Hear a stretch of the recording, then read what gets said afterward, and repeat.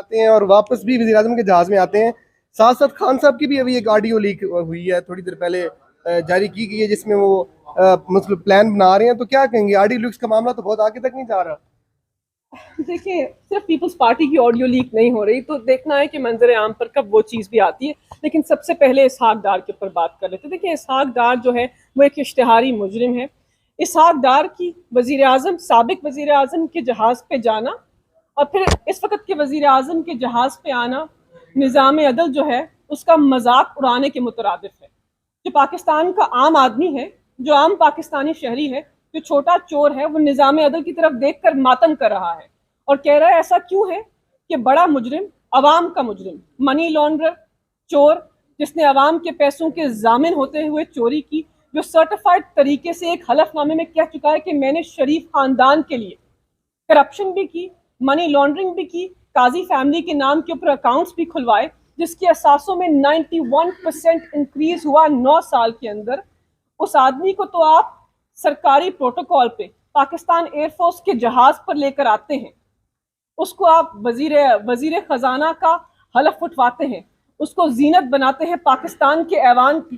لیکن چھوٹا چور 20 سال پاکستان کی جیل میں گزارتا ہے, مرتا ہے, پتہ چلتا ہے کہ میرا کیس جو ہے وہ بنتا نہیں تھا اور ختم ہو گیا. یہ نظام عدل جو ہے اس کے اوپر ایک بہت بڑا سوالیہ نشان ہے.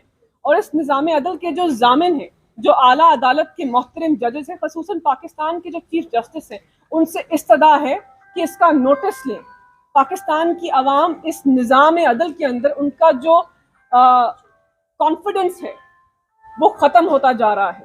وہ دیکھ رہے ہیں کہ بڑا چور چوری کر کر چوری سے بچتا ہے اور چھوٹا چور یا عام آدمی, عام سائلین جو ہیں وہ کوٹوں میں 2 دہائیاں رولتے ہیں انصاف لینے کے لیے.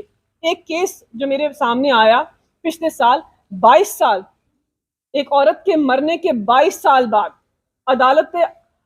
اعلیٰ عدالت نے فیصلہ کیا کہ اس کے وراثتی حقوق اس کو ملنے چاہیے. پورا عدالت کا نظام اس کیس سے ایکسپوز ہو گیا. ایک طرف وہ کیس ہے, ایک طرف اشتہاری مجرم کا کیس ہے. ہم اپنے بچوں کو کیا سکھا رہے ہیں, ہم پاکستان کے جمہوری نظام کو کیا سکھا رہے ہیں کہ جتنی چوری کرو گے, جتنی کرپشن کرو گے, جتنی منی لانڈرنگ کرو گے, اتنے ہی بہترین عہدے پر فائز ہو گئے. یہ جمہوری نظام کی نفی ہے اسحاق ڈار کا واپس آنا, یہ عدالتی نظام کی نفی ہے, یہ ہمارے نظام عدل کے اوپر ایک تماچا ہے. اور ہمیں مجموعی طور پر اس نظام عدل کے اوپر ماتم کرنا چاہیے جو اسحاق ڈار کو اس قسم کی رعایت دیتا ہے جو عام پاکستانی شہری کو نہیں ملتا. بہت شکریہ. تو آپ لوگوں نے کرنا تھا نا نظام انصاف, آپ تحریک انصاف آپ نے نام بھی رکھا ہوا ہے, 3-3.5 سال رہے آپ لوگ, تو آپ ٹھیک نہیں کر سکے. دیکھیں نظام عدل کے اوپر کسی نے بہت ساری ہیں, میں آپ مجھے انٹرویو کا ٹائم دیں, میں آپ کو طویل ڈیٹیل سے ایکسپلین کر سکتی ہوں کہ جب وزارت قانون و انصاف نے کس قسم کا ریفارم کیا تھا اس نظام عدل میں بہتری لانے کے لیے. سکسیشن کا لاء تھا, سول پروسیجر کوڈ کی دیوانی مقدمات کی امینڈمنٹ تھی, جو کیس 2 دہائیاں چلتے تھے اس کو 2 سال میں مکمل کرنے کی کوشش ہم نے کی. خیبر پختونخوا پنجاب میں وہ قانون اس وقت رائج ہے. اس کے ساتھ ساتھ کرمنل پروسیجر کوڈ جو ہے, جو فوجداری مقدمات ہیں, اس کے اندر اصلاحات لانے کا بہت بڑا پیکج عمران خان صاحب نے جب اسمبلی میں پیش کیا تو ایک سازش کے ذریعے ایک وزیر اعظم کو اس کا ریفارم ایجنڈا مکمل کرنے سے پہلے ہی اس کے منصب سے ہٹا دیا گیا.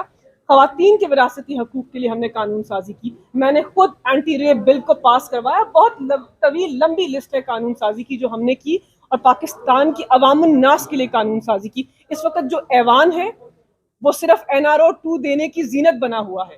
جو ایوان عوام کے ٹیکس پیئر کے پیسوں سے چلتا ہے, اس ایوان کو صرف یہ مقصود ہے کہ ان کے انفرادی جو ایشوز ہیں, جو ان کی ذاتیات ہیں, ان کو کیسے آگے بڑھانا ہے. بڑے بڑے جو کرپشن اور منی لانڈرنگ کرنے والے سیاستدان تھے, عوامی نمائندے تھے, ان کو احتساب کے عمل سے مکمل طور پہ فارغ کرنے کے لیے اس مقدس ایوان کو استعمال کیا ہے جس میں عوام الناس کی قانون سازی ہونی تھی. تو یہ قابل افسوس بھی ہے اور قابل مذمت بھی ہے. آج کی جو خان صاحب کی آڈیو لیک ہوئی ہے اس سے تو سازش کا بیانیہ آپ کا کمزور نہیں ہوا؟ بالکل بھی نہیں. دیکھیں لیک کرنے والوں نے لیک کی ہے, لیکن بات یہ ہے کہ اس میں کیا بات ہو رہی ہے. اس پہ موقف تو فواد چودھری بہترین طریقے سے دیں گے. میں پارٹی کی لیڈ اسپوکس پرسن نہیں ہوں, لیکن چیز تو آیا ہے کہ سازش ہوئی ہے. در حقیقت تو یہ ہے کہ سازش تو ہوئی ہے, ایک سائفر تو آیا ہے. سفیر نے کہا ہے کہ ڈی مارچ تو ہونا ہے. مطلب اس میں معمہ کیا ہے؟ معمہ تو نہیں ہے نا, ایک چیز منظر عام پر آئی ہے. ہم اس کو کھیلیں گے.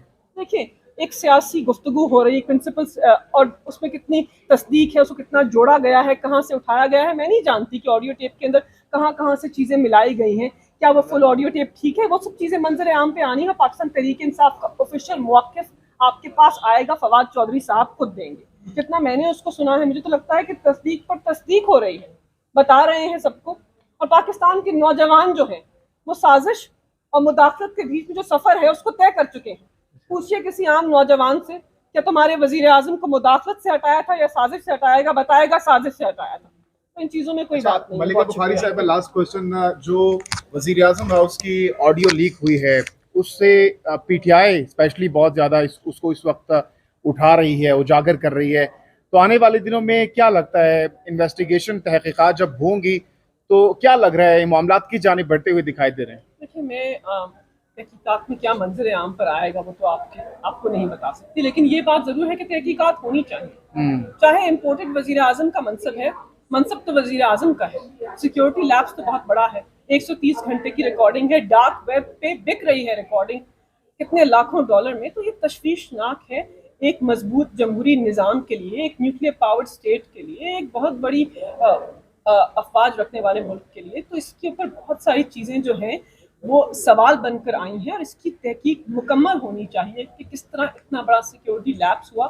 جو چیزیں سامنے آئیں اس سے تو ایکسپوز ہو گئے, پاکستان مسلم لیگ نواز تو ایکسپوز ہو گئے, لیکن جس طرح ہوا آئی تھنک اس کی پوری تحقیق ہونی چاہیے اور اس چیز کو پائے تکمیل تک پہنچنا چاہیے. پی ٹی آئی کی وزیر اعظم ہاؤس کا اگر محفوظ نہیں تو پھر کون سی جگہ محفوظ ہے؟ آپ بتائیے.